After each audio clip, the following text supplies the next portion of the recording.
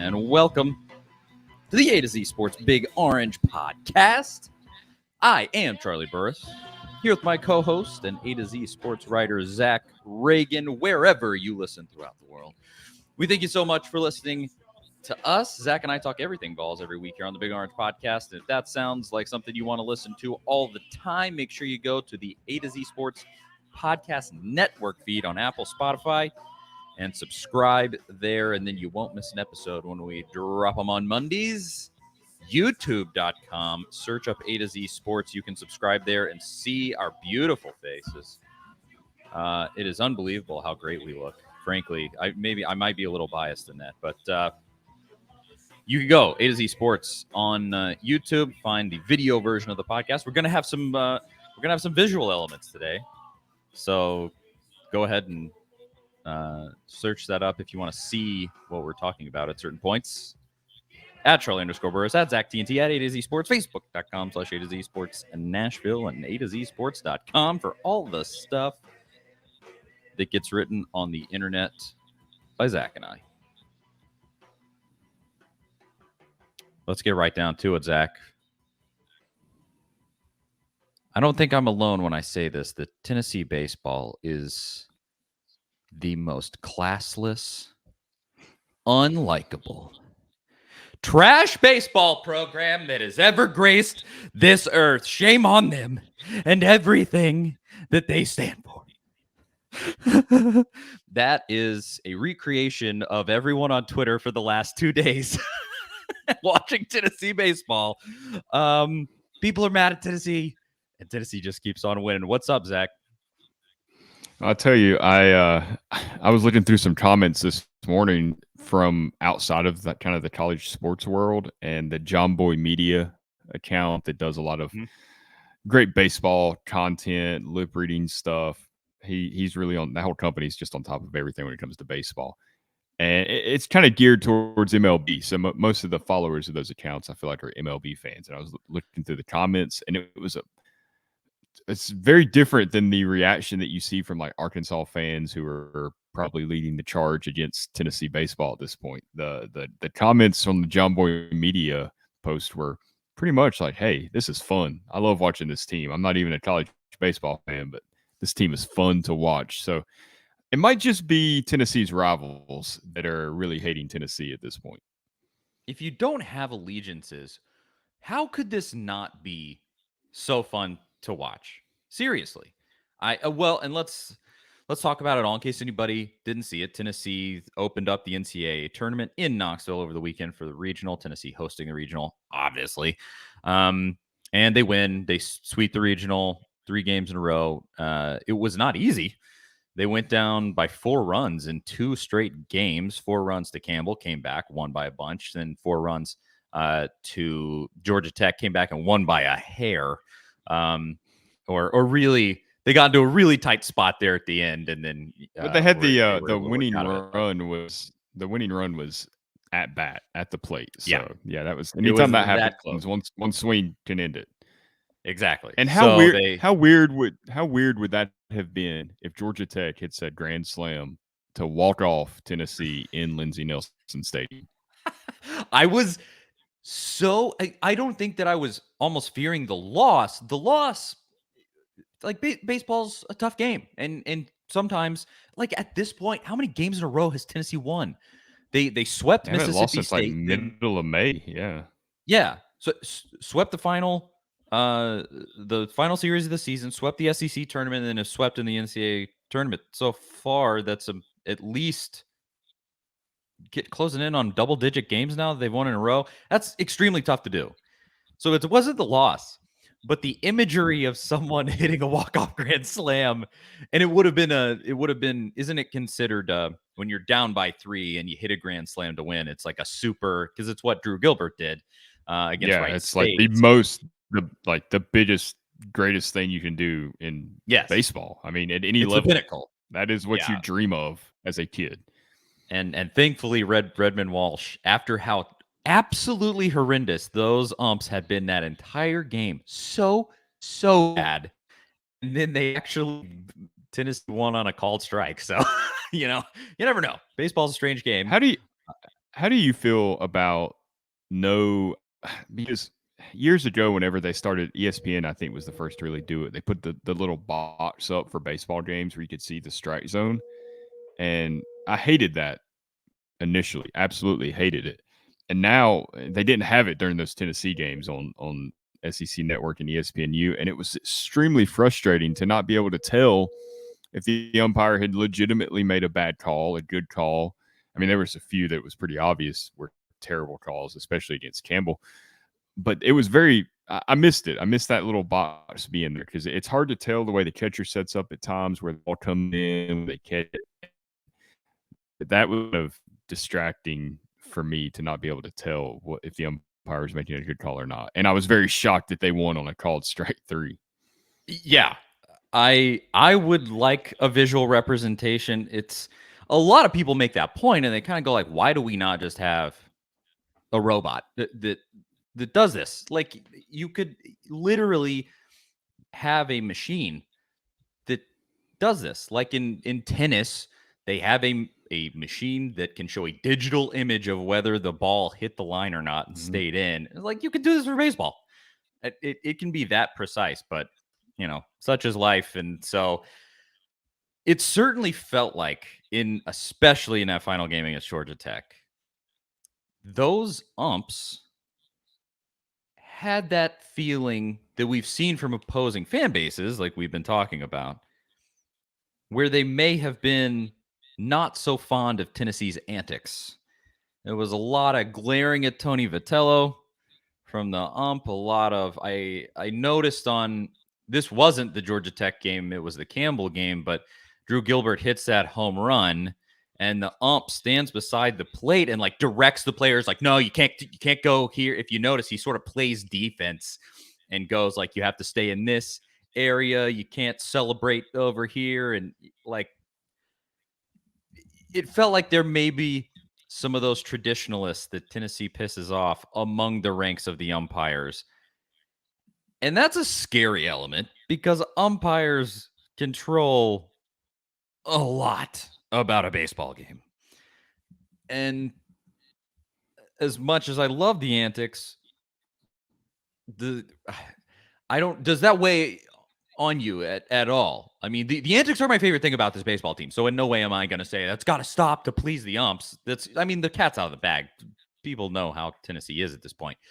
But does that concern you that it almost feels like even the umpires kind of have it out for Tennessee right now? Or do you even feel that way? You might not feel that way. I kind of felt that way a little bit during the Campbell game when Gilbert hit that home run and the very next Tennessee batter got hit by a pitch, right? And then they warned both benches at that point. Now, Tennessee's done nothing at that point to warrant being warned. And I know it was a breaking ball, and the announcers were very convinced that it was not on purpose. And none of us really know the intent, but I think you throw a breaking ball, you kind of throw it up and in, it hits them. Oh, it got away. It's real easy to say that. It's not a fastball. So intent or no intent, Drew Gilbert hits that big home run. He does his typical Drew Gilbert stuff, and the bat flip staring him down, like you said. And then the next batter gets hit. I mean, it feels like it's on purpose, right? I mean, so you don't give Tennessee a chance to really retaliate at that point. And I feel like if you want to go by these unspoken rules in baseball, you get a chance to retaliate, then the warnings are issued. That's typically how that goes. So for them to warn Tennessee's bench there when they had done nothing felt like a direct response to the celebration that the umpires did not care for, kind of like you're mentioning there. It certainly felt intentional. And yeah, the inaction in Tennessee's favor, well, not even in Tennessee's favor, the action in that spot against Tennessee after, I mean, we just celebrated that's it. And it's not like during the at bat, Tennessee's bench is out, screaming on the field. They are ruffling feathers in more than just the fans. And it's something to consider. Bottom line to that discussion, you can't. assign intent to what's inside someone's head, because you could. That's true of all sports. You can get a set of refs that are favorable to you and a set of refs that hate you, and it depends. They might feel some sort of way about your coach or what, and that's game to game, and you roll with it. That's sports. And so I don't take that much away from it, but I don't love it. The fact that we have kind of so much of this evidence of like, hey, how about you be a little more neutral? Like, we get it. Maybe you don't like the Tennessee's breaking the unwritten rules of baseball. Well, they're unwritten. And so that means they're not against the rules. So stop it. That's how I feel about the whole thing. And I'm not a giant baseball guy. I'm not historically a baseball guy. I didn't play baseball. I'm much more of a basketball, football guy. But so maybe I come from that point of view where celebrating is totally fine in my book. But like this whole breaking the unwritten rules thing, just shut up. Nobody cares. And that Well, has bugged me more than anything. the thing is that what Tennessee's doing, the only thing unique about what Tennessee's doing is their record. They're 56-7 game winning streak. They've dominated all year. That's unique. The celebrating and the brash playing style, I mean, I think it's magnified because it's Tennessee and they're so good this year. But if you watch college baseball over the years, you see a lot of this stuff, especially this time of year, regionals and Yeah. super regionals, Omaha. I mean, you'll see clips the next month of various pitchers and players mouthing off at each other and chirping at each other. I mean, that's been college baseball's calling card for a long time. So it's not that Tennessee's changing the way the game is played as far as the way they celebrate and stuff.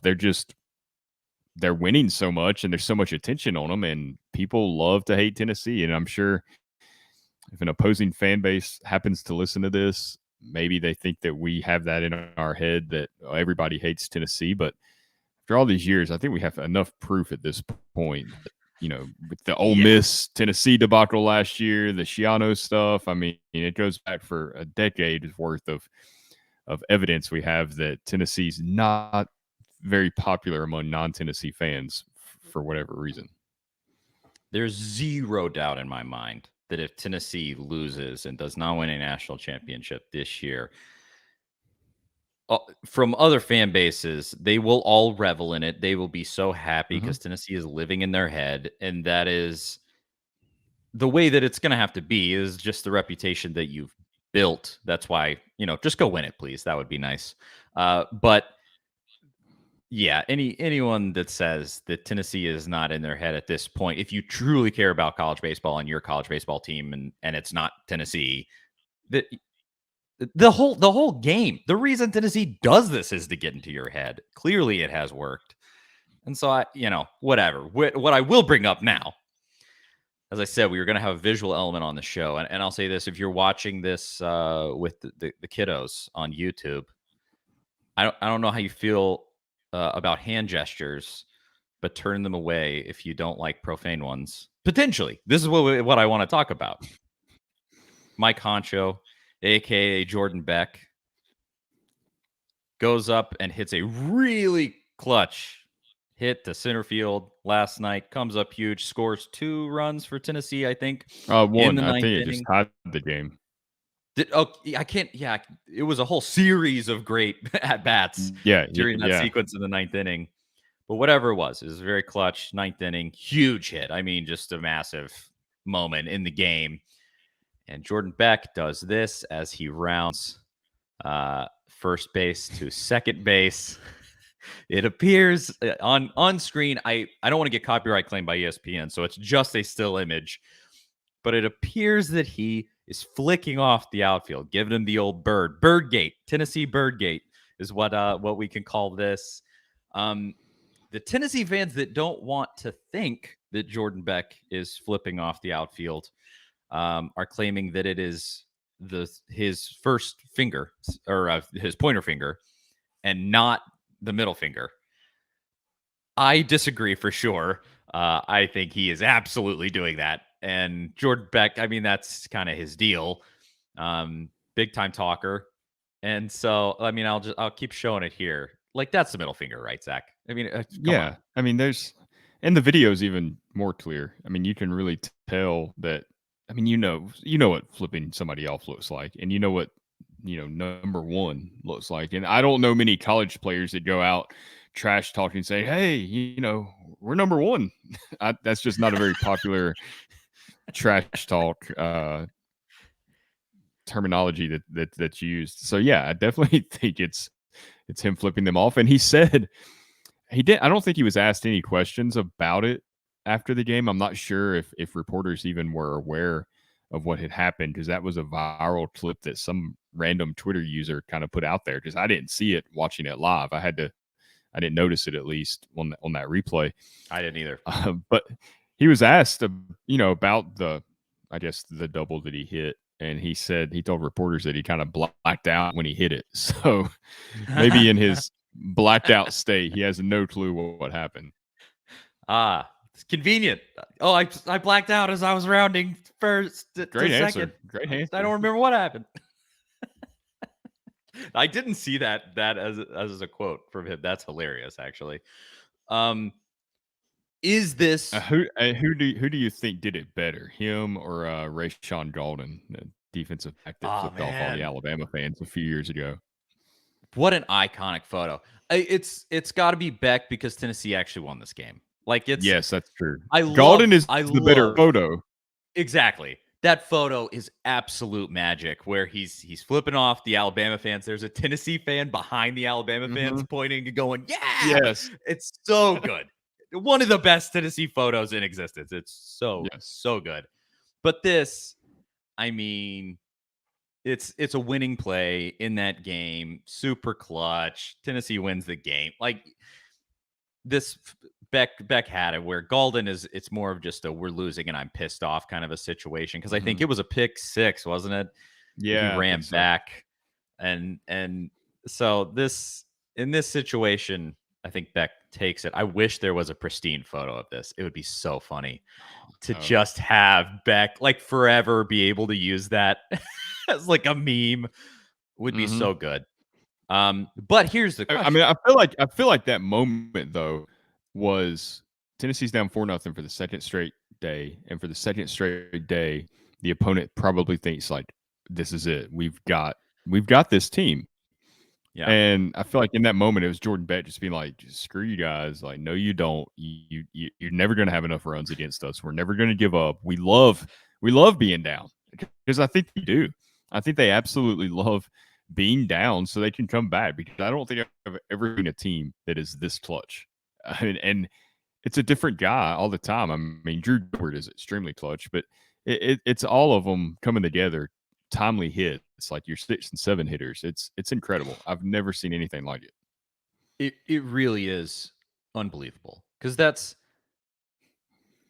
probably the biggest piece of my analysis that I had going into the SEC and the NCAA tournaments was just who can outlast this team in a 2-game series without elements like when they lost the series to Kentucky and it was rainy the entire time, and the stadium was empty, and just like, but who in a raucous environment and one with good weather, as you've had throughout all of these games, who is going to be able to outlast this team? When you look at the pitching that hasn't allowed more than 8 runs in a single game all year, and you look at the hitting that comes up clutch in every single moment, always, and from top to bottom has solid hitters. I believe Tennessee has an entire lineup's worth of double-digit home run hitters this season. Like I saw someone tweet that over the weekend.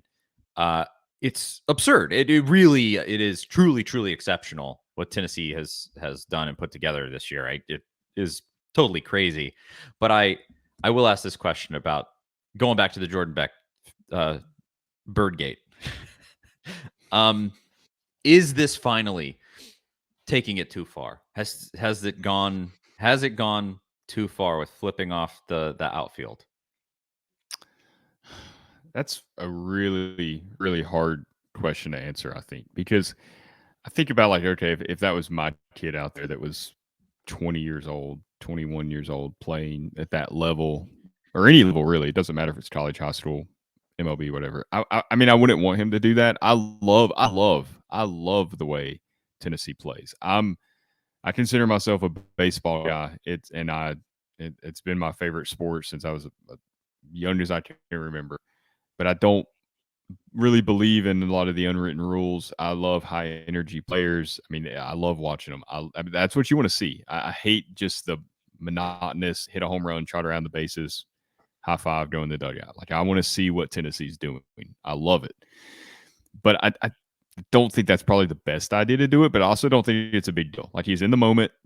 Like he said, he blacked out rounding first. I mean, that's intense. Like Tennessee, like they're taking care of business. They want to win. That's all they care about. They're a competitive bunch of guys, and that's because of Tony Vitello. And he lets them play, and I think that's why they're playing at such a high levels, because he doesn't kind of pull the reins back on them. But I do think that that's probably not the best idea, and I bet he probably regrets it. I would put it this way. Is it too far? Yes. But also no. Like, yeah, he should have done it. But also, you're going to get me to condemn that. I love the trash talk. It is probably my favorite. I mean, just, I'm a huge ish talker myself. I love some good trash talk. If you follow me on Twitter, I love Kentucky random Kentucky woman in Tampa confirmed. Oh, she knows this. The pom pom she threw at me. That's right here. Yes, I have hard evidence that I talk my crap. So I love it. I'm never gonna say you can't do that. Relative to the game, this does go over that. Like, this isn't just a celebration. He's like actively saying like F you to the other team, not just saying it with his the things that he does in the game. Like, you can essentially say F you to the team by hitting an awesome home run in a game. He is literally saying F you to the outfield at Georgia Tech. It's probably a little too far, but like, who cares? This is who this team is. It is the perfect embodiment of everything that they have built and the reputation that they have, and I love it. I love it so much. Some guy said on Twitter, he was like, "What's next? Tennessee gonna pee on home plate?"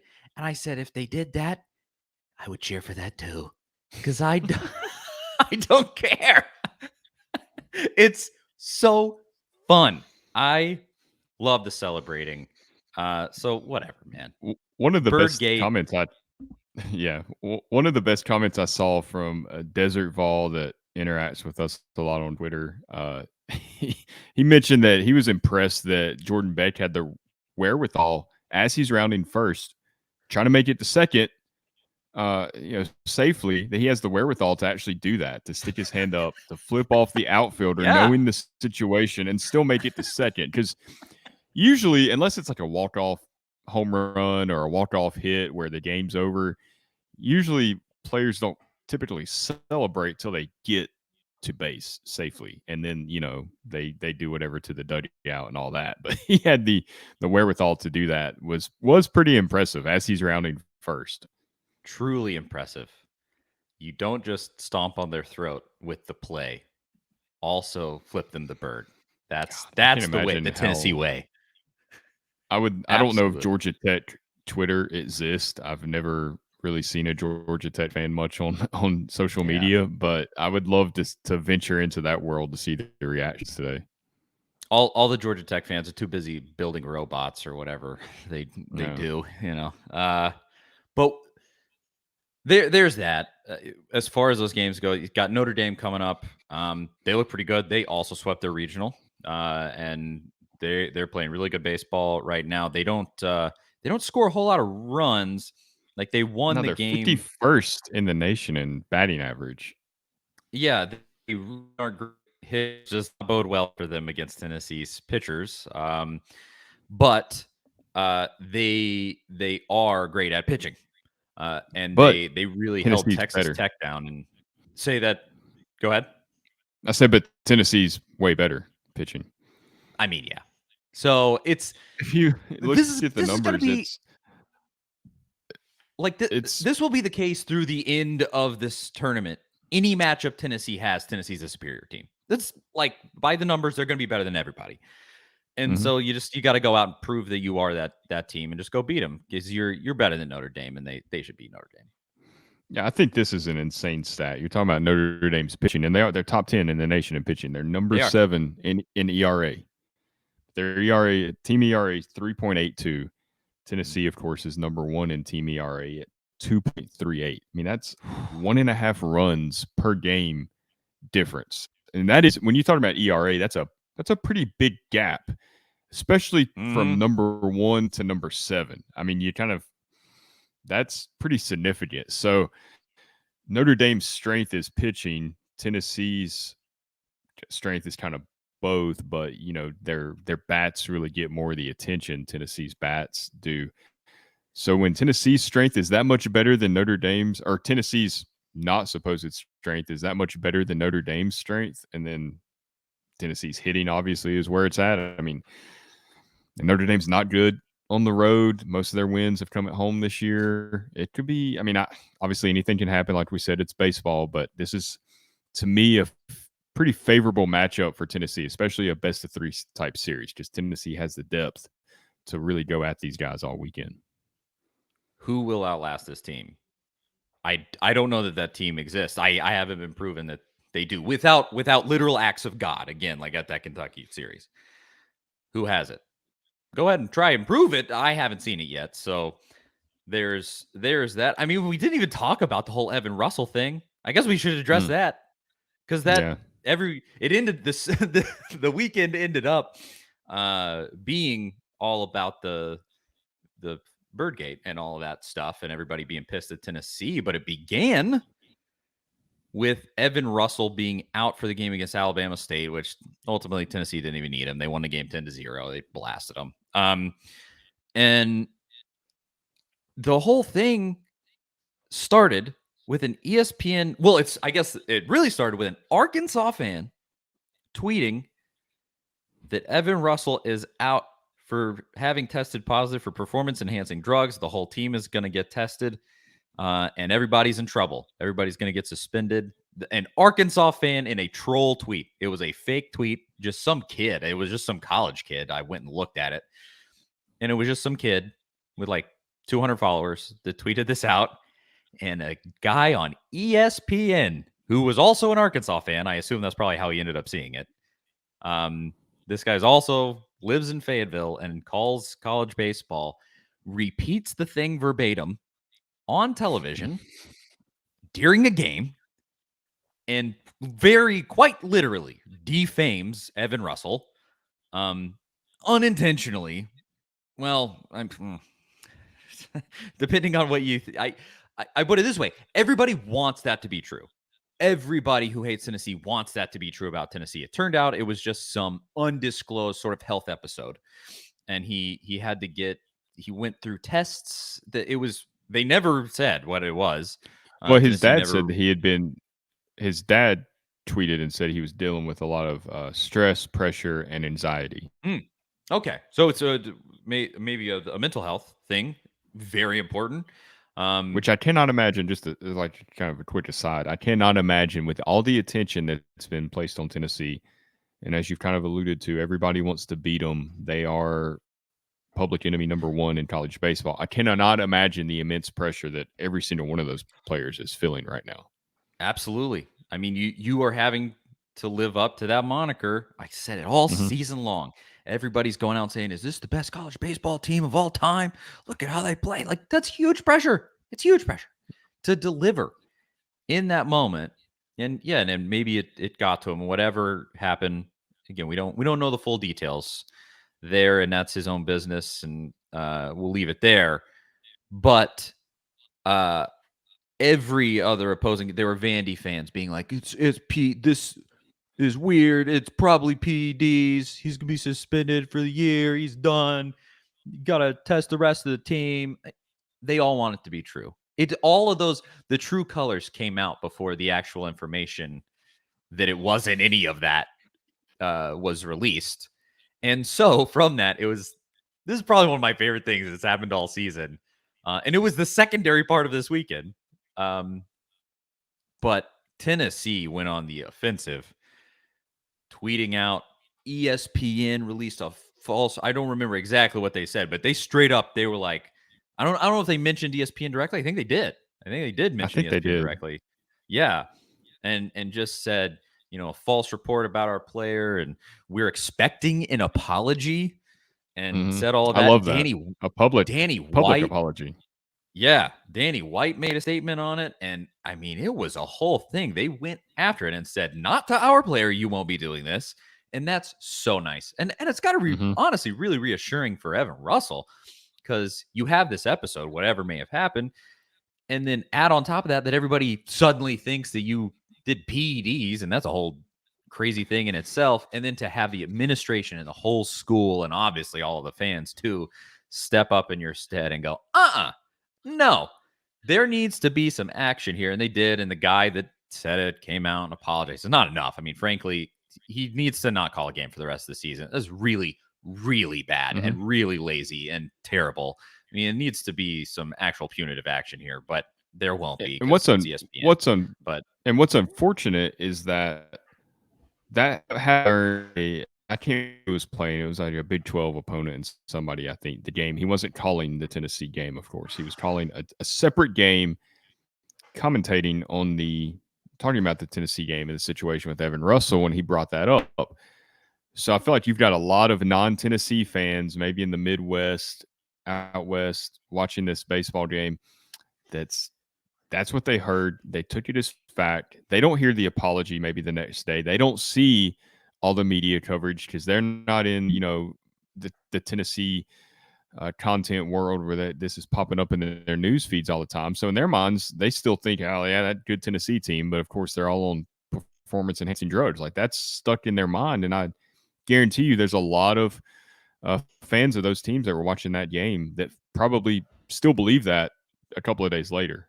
Because it really, I don't feel like ESPN did good enough job of kind of clearing Evan Russell's name on that. I mean, the apology on television was, that had to be done by that person, but I felt like they needed something else kind of in writing, kind of put out there, a statement, something that was kind of out there for the masses a little more, maybe on Sports Center or whatever, because that is a huge deal. Like you said, it's very damaging to his reputation. The retraction, and this is true of terrible reporting across the board, the retraction never gets the same views as the original wrong report. Never. And you're exactly right. There's a bunch of Oklahoma State fans or whoever that think that Evan Russell did PEDs and got caught and got suspended. And that's completely absurd. And Evan Russell does not deserve that. And it's Troy Eklund. I'm not protecting his name. We just didn't say it that whole time. Troy Eklund was the guy. I don't know his background, who he is, but he calls it baseball on ESPN. Like I said, in my opinion, there should be punitive something done there that actually is consequential to him. I'm not saying I don't want him to be fired. You make mistakes. It was lazy and it was stupid. I don't want the guy to be fired. It's but there's got to be incredibly lazy because look, so bad. I don't know what you're doing on Friday evening, but I know I spent a good amount of time trying to figure out what's going on with Evan Russell. Yeah. For several different reasons. One, the line of work that we're in, you want to be on top of stuff. You want to know what's happening.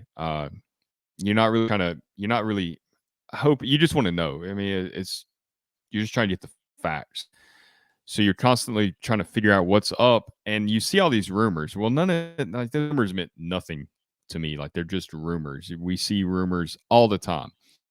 There's zero chance that I was going to look at anything on Twitter or a message board and take it as fact until it came from a reputable reporter, the university, Tony Vitello, who spoke after the game, a player, family, something like that. I mean, that's what you're looking for, not some random Twitter thread. And for anyone that kind of works in the media world to take that is just completely irresponsible.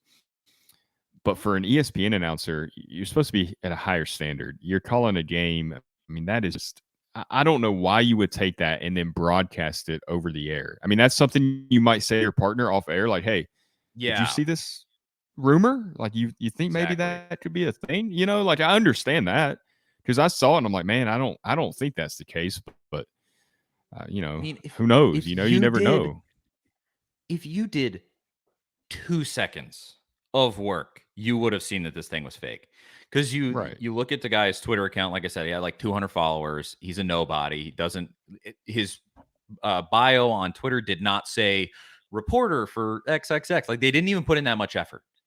Not even that. And then the guy, he thought it was hilarious. I mean, frankly, it got all the way to ESPN as a troll job. That is kind of hilarious.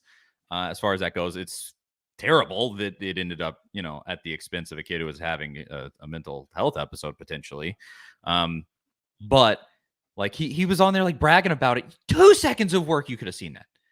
Like all it would take was one click with your finger and scroll down a little bit. Like that's all it would have been, and that's all he had to do. That's why. I mean, you genuinely hurt the reputation of this kid on national television, and all that came out of it was And the this whole lame apology. the whole team as well. I mean, obviously Evan Russell Yeah, is the one who was named and bears the brunt of that.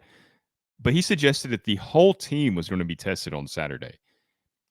He covers college baseball for a living, and he doesn't understand how absurd that statement is. makes That's no not sense. typical. No, 0 sense. Like in the middle of a game against Alabama State in a regional, suddenly you're going to test the whole team the next game. Like that doesn't. It's the It's fact that it came from an exactly ESPN announcer is just it doesn't help their reputation. It's already not great at this point. it is the exact same thing as the loaded bats at Vandy, the quote unquote loaded bats at Vandy. Mm-hmm. Every Vandy fan wanted that to be true.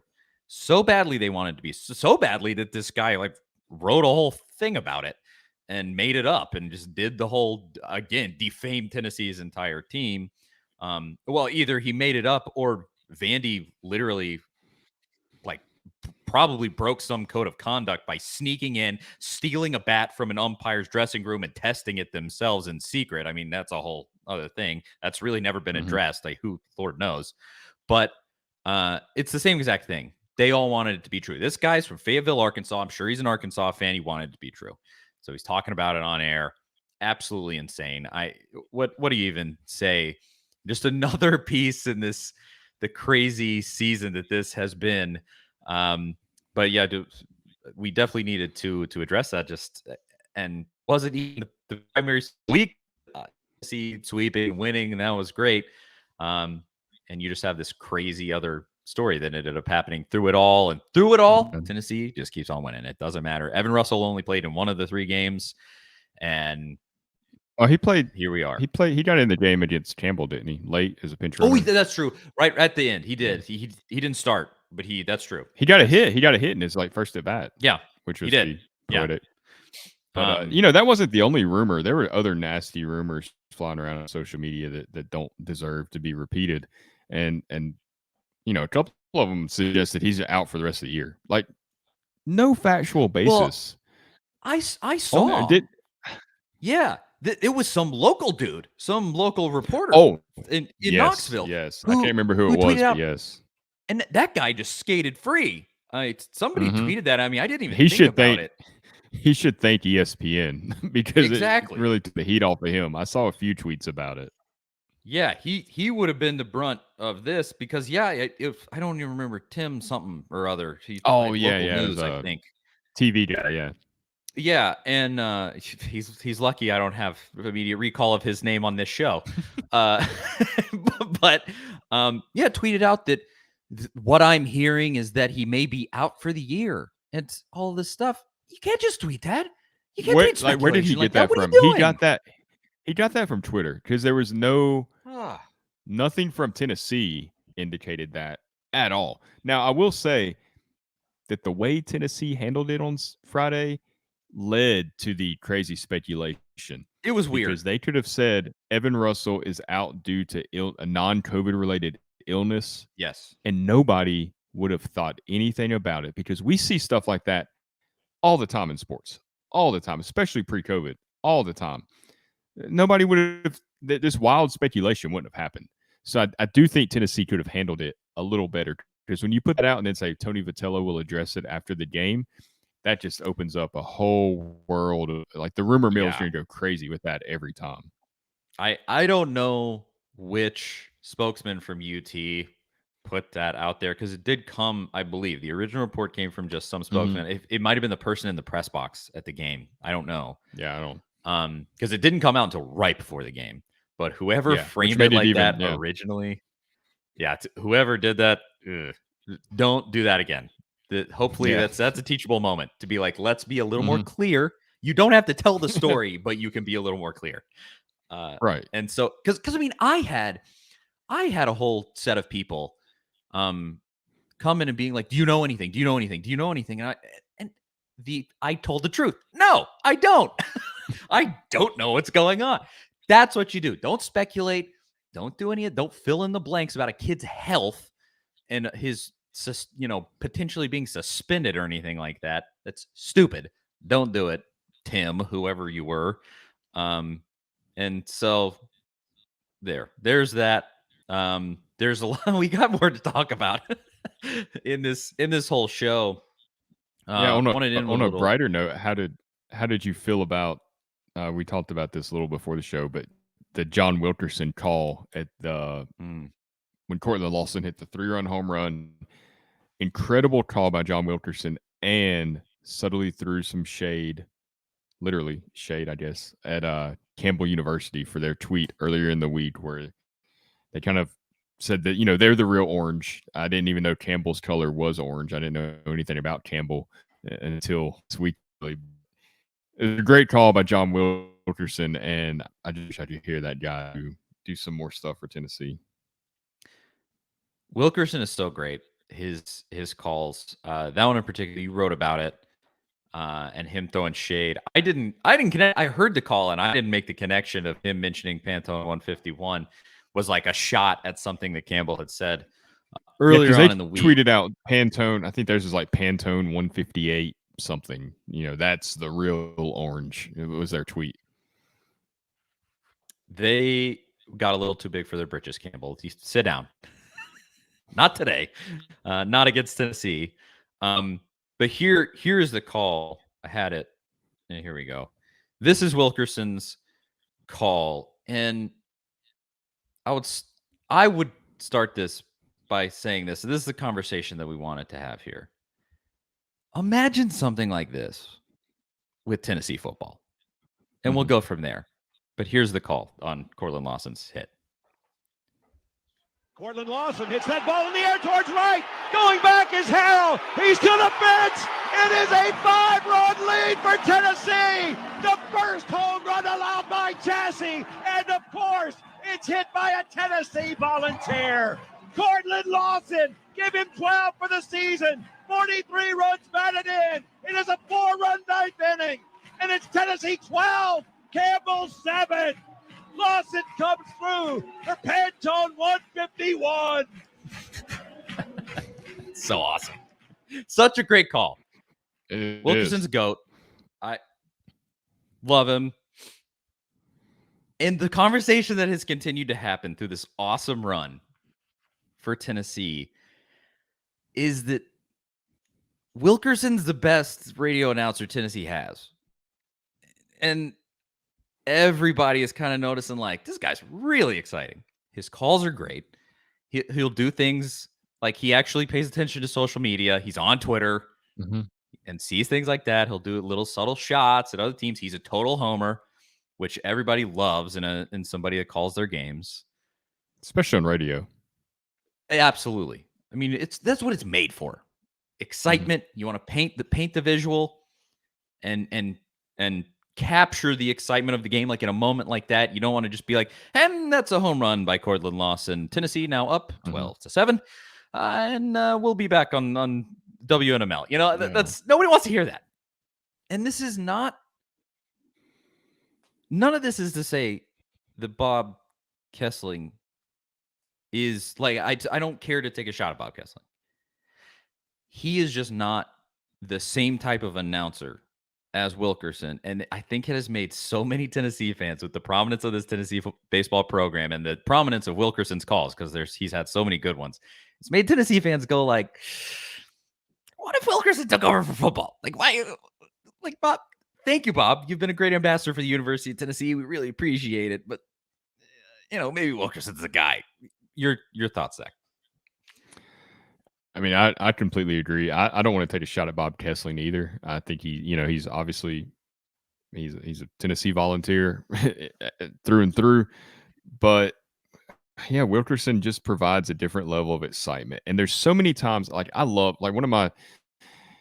downtime. Me and my 10-year-old, sometimes we will get on YouTube and watch 20 minutes of like great sports calls in history. Just great, whether it's TV, radio, or specific games. And when it comes to Tennessee, once you get outside of obviously John Ward era, it seems like the better call or usually college football, the better call is going to be the radio guy.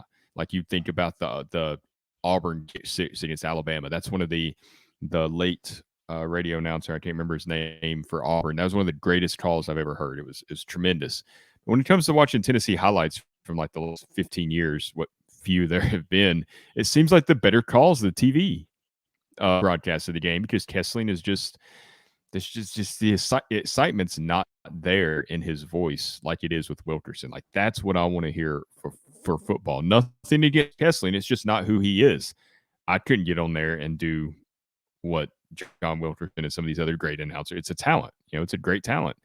And it would certainly make these games, or highlights at least, just more fun to listen to.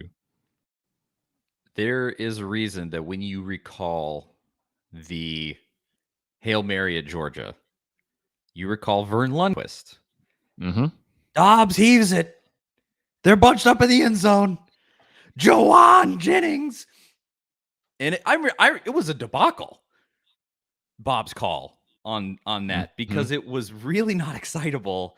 And it's notorious at this point. What a turn of events. That was Bob's call on the Hail Mary for Tennessee. And he's had some moments like that where you go like, come on. Like this is Tennessee. We got to get excited. It's a Hail Mary at Georgia. This is an insane moment. And Vern Lundquist got it. And Bob, like I said, it's kind of a notorious moment now. And I think in particular, he really excels at basketball. And he plays off of Burt Bertelkamp nicely. And Burt Bertelkamp's his hype man. Mm-hmm. He's obviously funny. He's that guy. But like there's a reason that people were really sad when Tim Priest retired, who was his color analyst for football. It's because Tim Priest brought the excitement. When crazy stuff happened, you had to listen to Tim Priest, not Bob. Now think if the main guy became the hype guy, that would be John Wilkerson. You get somebody who is that excitable homer in that spot, calling those games. It would, man, like it's obviously is not the end of the world. Bob does a fine job. He calls the game and you can hear it, and he does the job. Like I will listen to Bob and he conveys the game and I know what's happening, and that's great. But you want it to just go to that other level, because it is something that is one of the best parts of sports. It, like you said, you can just watch a compilation and it adds this excitement and this exhilaration to the whole thing. When you hear, some like a Vern Lundquist and guys like that, where they just make these great calls in those moments, and it elevates it that much more. Again, this was not meant to be a Bob Kessling bashing session, but it has been a running sort of theme through all of these calls. When you see, I even wonder, let's look at that tweet. I played that call from a tweet on the Sports Animal. Let's see if there are comments on it that are basically like, I bet there are. I would almost guarantee it. I have to go all the way back, but I bet there are comments. There were a lot of comments on Facebook that I saw clamoring for John Wilkerson to be the play-by-play guy for football. When you lose the Facebook crowd, you've lost everybody. It's 4 comments down. He should be calling Vol football games. National Treasure. Hell of a call. Get this man in the football booth, and it has 23 likes under the Sports Animal. Look, Bob will never see that because he's not on Twitter. So that's good. I don't want to hurt Bob Kessling's feelings. He has been an incredible ambassador for the University of Tennessee, and we appreciate that. And he will get the send-off that he deserves as the Tennessee legend that he is when he retires, whenever that may be. But maybe let's start thinking about this. I just think it has really come to the fore with how great Wilkerson has been with all these baseball calls. And it would be a valuable move. That's all I'm saying. Hey, Tennessee, take it into consideration. And that's that. Did you have anything else on this note that you wanted to add? Because that was really the bulk of it, I think. Yeah, I mean, Tennessee has this great asset that they could use, but they're in a weird spot where you can't tell Bob to step aside. You can't. No. You have to let him do what he wants to do, and I respect that and I understand it. So, hopefully it works out sometime in the near future. I'll tell you, Danny White listens to the people, and I don't know how much he's concerned about what Vol Network does and how all of that goes with his job. I don't even know if it's on his radar, but if it is, it wouldn't surprise me, if eventually something happens. Just Danny White is very aware of what the fans want, and he wants to give the fans what they want because that's who donates money, and that's that's part of his thing. I don't think you even need to push Bob out necessarily. No, I think he's really excellent. Like I said, I like him on basketball. Pair with Burr, which is weird because I'm more apt to listen to a basketball game, the radio broadcast of a basketball game, just because of the nature of when games are, this and that. I rarely listen to a football. I'm not going to. I'm going to watch the game. I'm going to be at the game. I'm going to hear the highlights. When I look back at stuff, that's where I'm going to hear Kessler. Yeah, exactly. And I think you keep him as he does this currently as just sort of a host on like some YouTube videos, interviews with coaches and things. He does a decent there's lots chunk of opportunity there. Yeah. Like let him stay doing something like that. He deserves it. But I don't know, just our 2 cents on that whole situation, because a lot of people have been talking about it and we wanted to bring it up. We'll end a little fall talk here. Obviously not going on with football. We wanted to have this discussion, and I think let's push it off to a little bit further in the postseason. But Clay Travis put out this piece actually just this morning, Monday, that's called SEC football teams should become for-profit businesses. And he really just advocates for it. This is where we're headed with NIL. Just pay these players. Pay them like it's a job. Make it a business. Tell the NCAA to go kick rocks and finally break away. And he had some really, love him or hate him, whatever. I thought he had some well-considered points in there. I know a lot of people don't like Clay Travis, but however you feel about him, I thought it was worth talking about. But I think it could be a really long conversation. We're already an hour in. So we'll talk about that later. But just a quick recruiting update that we wanted to give from really, I guess you could consider it even part of our talk from last week about the big recruiting weekend and the effects that it had. I think you saw one this week. 5-star offensive lineman Francis Mauajoa. God, these names of these dudes. He released his top 6 teams, and it's an interesting list. Alabama, Florida, Miami, Tennessee, USC, and Hawaii. Now, we talked last week about Mauajoa, and he actually you said he's lived for periods of time in American Samoa. Was that correct? I think he's originally from American Samoa, and then he's also went to high school in California, then transferred to where he's at IMG Academy in Florida currently, but he also goes back. I think he still has obviously a lot of family that still lives there. Yeah.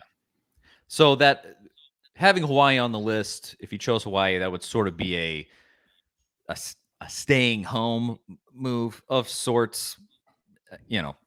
However you feel about that, that certainly feels like the outlier here, because every other team at USC is on the East Coast. and Hawaii's the only team in his top 6 that's not getting one of his 5 official visits. He took an unofficial visit to Hawaii. So don't know if that's very telling or not. Probably cheaper to go to Hawaii from America to Samoa, or if he's going with the family.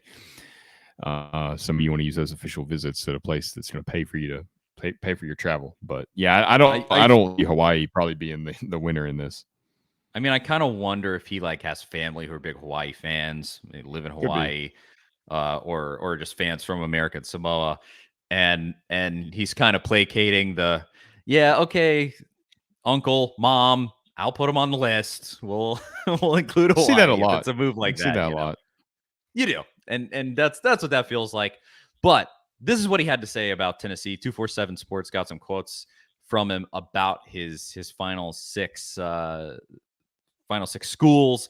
And make no mistake, this would be an absolutely massive pickup. You need another 5-star at any position, but offensive line, the whole team, in my opinion, everything kind of begins and ends at the line of scrimmage in SEC football. But he said this about Tennessee, quote, "I just visited there pretty recently, and it was incredible. I had a different vibe there than all my other visits, and it was definitely one of the best trips I've taken. They have a great staff that knows how to put points on the board. Coach Heupel had a lot of success at UCF, and he brought a lot of those guys with him, including Coach Golish, Coach Ellerby, and I really like them a lot too. Then, of course, you have Nico, and this is the big part of this. Then you have Nico there, and we've been boys since we were freshmen back in Cali. We talk all the time, and he really wants me to come with him, and I'm definitely giving them a hard look." I really like the sound of all of that. That is great, and what a big pickup this would be.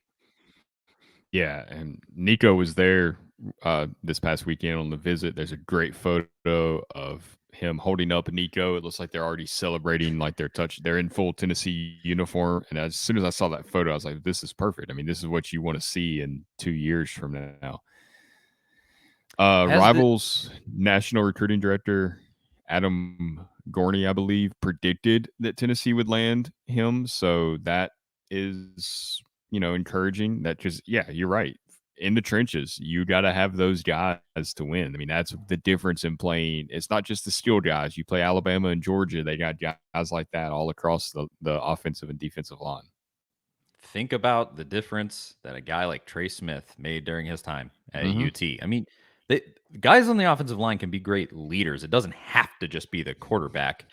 And it's an incredibly important position. But really, you look at this, the entire situation, and specifically what he said with Nico.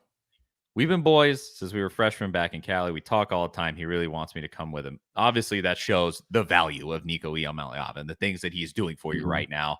Having him locked in, obviously recruiting extremely hard on Tennessee's behalf. You get another 5-star in here, and a guy who is like longtime friends with Nico could die on their recruiting trip for you and go like, we got 2 5-star dudes.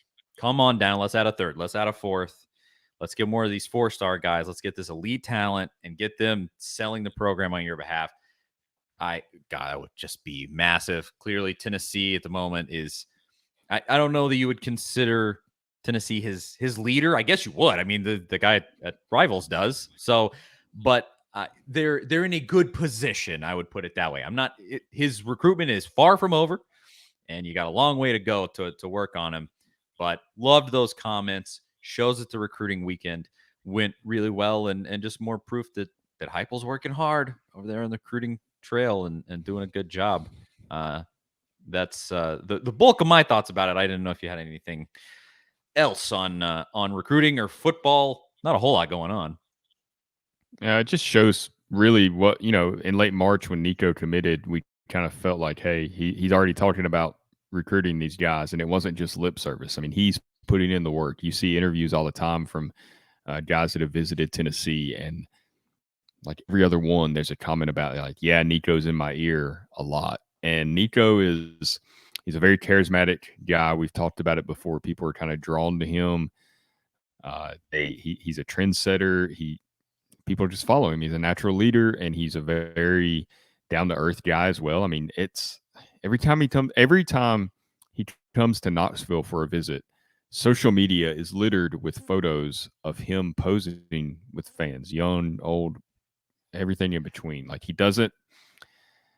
he embraces it. And just the value of his commitment goes far beyond what he will actually do on the field, because we have no idea how that will turn out yet. Just everything else that he's brought, the attention that he's bringing to Tennessee, the other players and recruits that are now interested in Tennessee because of him, it's invaluable. If he's the guy that got the $8 million, it was money well spent, because they're going to make way more off of him than that $8 million. In that slot on 247 Sports, when you look at a player's profile and it has that slot that says recruited by for each school, and like for Alabama, it says Holman Wiggins, Eric Walford. For Tennessee, it says Glenn Ellerby and Alex Golish. For Francis Maujoa, you got to throw Nico in there. Let's get him his recruiting profile on 247 Sports as a recruiter for Tennessee. Get him in there so he can get his due credit, because the dude is working hard on Tennessee's behalf, man. And I guess we did mention last week that Maujoa goes to IMG Academy, and Brian Niedermeyer is down at IMG Academy at the moment. Don't know if that'll play any factor into it. Hopefully not. Hopefully Niedermeyer does not stoop to anything. I guess I don't even know if he has hard feelings against Tennessee. He may or may not. I would say if I was him, I probably would. But a lot of what happened at Tennessee, a lot of those people are gone now. The athletic director's gone. Niedermeyer had nothing to do with Danny White or anybody on the current staff. I mean, it's all new to him. So I don't know. It'd be interesting. I wish he would give an interview. I know he probably can't, because the investigation isn't complete yet, and he doesn't know exactly what his future holds as far as when he'll be able to coach in college again, or if he'll be able to coach in college again. But that is an interest, because that these guys have had conversations. I think Niedermeyer's coaching on the defensive side of the ball down there, but he's had conversations with Tennessee staff, because they're recruiting several players from IMG. It's not just him. So that'd be a very interesting conversation. I don't think, if you're a high school coach, you can't dissuade one of your players from attending an SEC program. Like, that's just not a good look. You want the best opportunities for your players, and it's up to them. It's where they feel the most comfortable. It's not where a coach wants them to go. And I don't think you're going to earn players' trust very well if you're kind of pointing them in a certain direction. I think one of the most incredible things that could come out of moving beyond the NCAA era in college sports, at least in major college sports, football, basketball, etc. If you could separate from the NCAA, get that in the past, do something like Clay Travis proposed or something, and you would give all of these former coaches and players the ability to just talk about what happened and just let it go. Some guys already have. You've had some of it come out, but without any specter of the NCAA hanging over all of that, and that's not a problem anymore, you could get everybody to spill the beans. And I want to know some of these tactics. When you look back at some of the stuff that has brought down some of these coaches, Patino having strippers, and some of the things that have come out in this FBI report, and literal phone calls from Will Wade just talking on the phone about paying players and stuff like that. I want to know that documentary, that HBO documentary that focused on, well, not really focused on Will Wade, but he was a big part of that, with all those phone calls and hearing that audio. That was incredibly fascinating to me. When you the behind the scenes stuff like that, it's kind of like when we got that all the emails from Tennessee's coaching search. Like, I was so excited to sit down and read through all of that stuff, just seeing what all actually happened, because we've talked about it so many times, but college sports operates under this veil of secrecy where they don't want anybody to know what's going on. So it just leads to this crazy speculation. So it's really like, for example, back in the 2012 Tennessee coaching search, we still really have no idea how involved John Gruden was or was not in that coaching search. Like, we don't really have the facts of what happened. And I would love to know if he was ever on a plane, if he ever met with Dave Hartz in some random airport in the middle of nowhere. I would like to know. There is so much that is under the veil of secrecy in college sports. It is literally a industry a billion-dollar industry that has an entire black market. And it like doesn't get talked about very much. It's so crazy that even now, even with, it's above board, but you still have these collectives and stuff.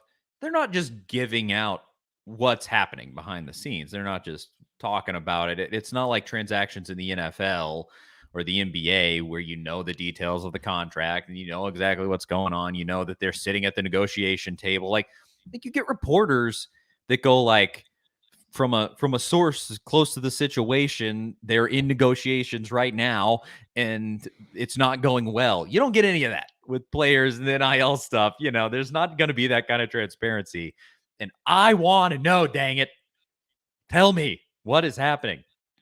It's like you said, fascinating. That is the exact right word. Absolutely fascinating. I want to know about all of it, but we probably never will.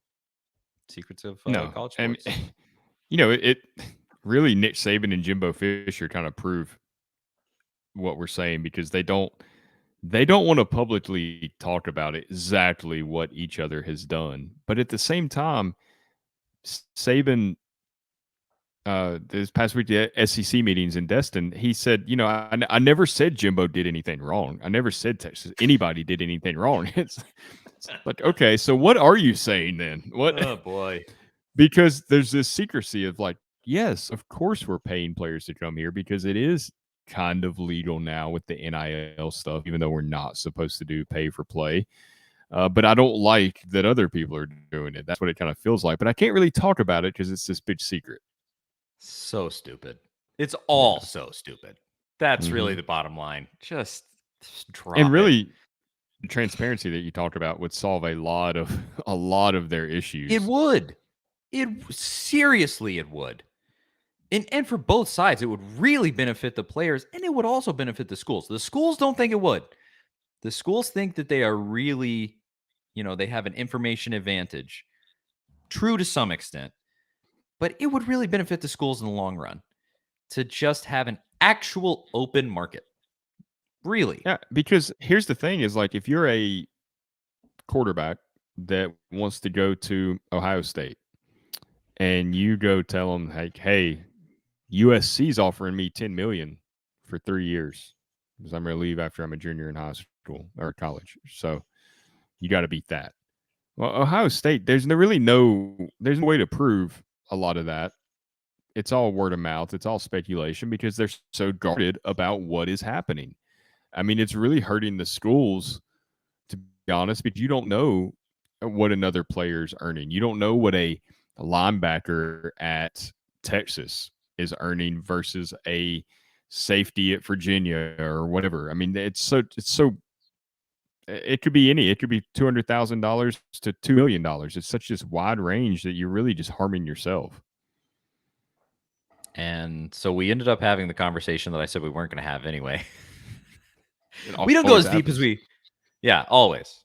I mean, I completely agree. We're very much on the same page as far as that stuff goes. We're trying to get as many converts as we can. I've seen a lot of people start to come around after the NIL stuff, seeing the benefit. You have to.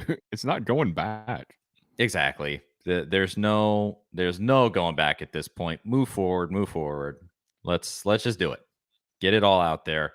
And I do want to talk about the actual points in that piece because it is more complicated than even we just said right there. It will be a much longer conversation. So we'll, in the real dead that's coming up, we'll after baseball and everything, we'll have to talk about that. But I think that's it for this show. Charlie Burris, Zach Ragan, at Charlie_Burris, at Zach TNT, at A to Z Sports, A to Z Sports.com, Facebook.com/A to Z Sports. A to Z Sports Podcast Network feed, iTunes, Spotify, subscribe, rate, review, blah. YouTube.com if you want to see Jordan Beck flipping off the outfield against Georgia Tech. If you didn't see it last night, A to Z Sports on YouTube. And I think that's it. I always feel like I'm forgetting something, but whatever. You know where we're at. Find us on Twitter. Call me. Text. Some of you guys have my phone number. That listen to the show. Fans have had no problem. Florida fans have had no problem finding us lately. Yeah, no kidding, man. we didn't get the response on YouTube that we wanted as much, but we had Florida fans tweeting at us about the stuff that we said. We didn't even talk about it. We had too much to talk about in this episode. We got plenty of time to confront Florida fans through this off season. Thanks so much to everybody who listens. It seriously means the world. The listenership of this show has been growing. We had our biggest YouTube video ever last week, I think, which was awesome. So thank you so much for listening. We truly, truly appreciate it. And we'll talk to y'all next week. See you guys later.